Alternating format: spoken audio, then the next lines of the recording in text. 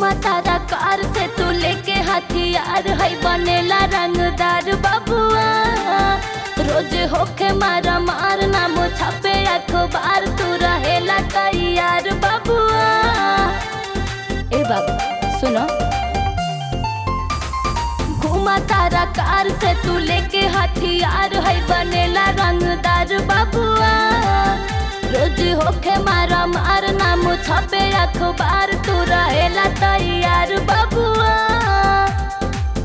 तू हावरानी हम महाराज हाई हो, अम्बेडकर नगर के बाघ हाई, सारा जिला के हम रंगबाज हाई। अम्बेडकर नगर के रंगबाज हाई, सारा जिला के हम रंगबाज हाई।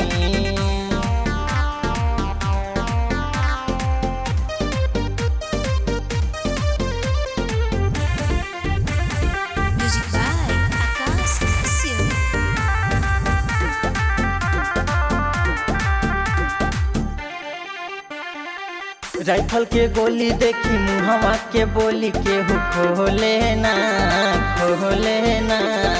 चली हम कार से तले के हथियार केहू बोले ना बोले ना।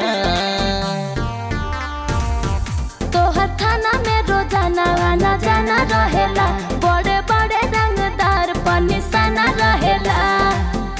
हवे जान जान सब ये जान ऐसन राज हई। अम्बेडकर नगर के रंगबाज हई, त सारा जिला के हम रंगबाज हई। अम्बेडकर नगर के रंगबाज हई, सारा जिला के हम रंगबाज हई।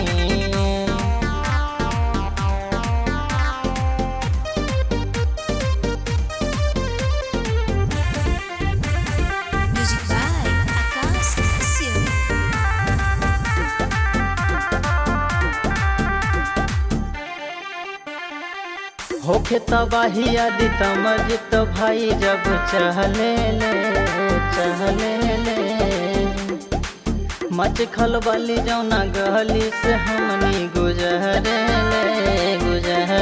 ले। तो से आँख बकात के मिलाई हो, जे भी लगी मुहे हुए पछताई हो। केहू के न सुनब गुनब आदत से हम बाज हई।